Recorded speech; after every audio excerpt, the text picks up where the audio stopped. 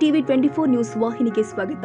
ಕೊಪ್ಪಳ ಗದಗವಾಡಿ ರೈಲು ಯೋಜನೆಗೆ ಕೇಂದ್ರ ರೈಲ್ವೆ ರಾಜ್ಯ ಸಚಿವ ವಿ ಸೋಮಣ್ಣ ಚಾಲನೆ ಕೊಟ್ಟಿದ್ದಾರೆ. ಕುಷ್ಟಗಿ ರೈಲು ನಿಲ್ದಾಣದಲ್ಲಿ ಕುಷ್ಟಗಿ ಹುಬ್ಬಳ್ಳಿ ರೈಲ್ವೆಗೆ ಗುರುವಾರ ಚಾಲನೆ ಕೊಡಲಾಗಿದೆ. ಗದಗವಾಡಿ ರೈಲ್ವೆ ಯೋಜನೆ ಈ ಭಾಗದ ಬಹು ನಿರೀಕ್ಷಿತ ಯೋಜನೆಯಾಗಿತ್ತು. ಕಳೆದ 10 ವರ್ಷದಲ್ಲಿ ರೈಲ್ವೆ ಕಾಮಗಾರಿ ತ್ವರಿತವಾಗಿ ನಡೆದು ತಳಕಲ್ ಕುಷ್ಟಗಿವರೆಗೂ 56 ಕಿಲೋಮೀಟರ್ ರೈಲ್ವೆ ಹಳಿ ಕಾಮಗಾರಿ ಪೂರ್ಣಗೊಂಡಿದೆ.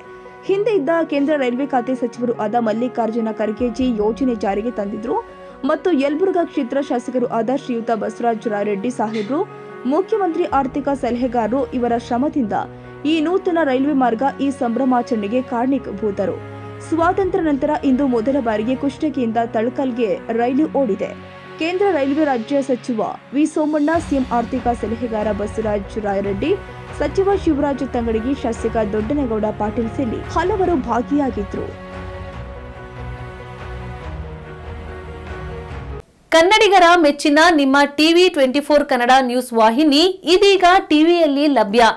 ಕರ್ನಾಟಕ ಮತ್ತು ದೇಶ ವಿದೇಶದ 360 ಡಿಗ್ರಿ ಸುದ್ದಿ ಹಾಗೂ ಉತ್ತರ ಕರ್ನಾಟಕ, ಬೆಳಗಾವಿ, ಬಾಗಲಕೋಟೆ, ಧಾರವಾಡ, ಹಾವೇರಿ, ಗದಗ, ಬಿಜಾಪುರ ಜಿಲ್ಲೆಯ ಕ್ಷಣ ಕ್ಷಣದ ವಿವರವನ್ನ ಪಡೆಯುವುದಕ್ಕೆ ಟಿವಿ 24 ಕನ್ನಡ ನ್ಯೂಸ್ ವಾಹಿನಿಯನ್ನ ಲೈಕ್ ಮಾಡಿ, ವಿಡಿಯೋಗಳನ್ನ ಶೇರ್ ಮಾಡಿ, ಕಮೆಂಟ್ ಮಾಡುವ ಮೂಲಕ ನಮ್ಮ ವಾಹಿನಿಗೆ ಸಹಕಾರ ನೀಡಿ ಮತ್ತು ಚಾನೆಲ್ ಅನ್ನ ಸಬ್ಸ್ಕ್ರೈಬ್ ಮಾಡಿ. Thank you.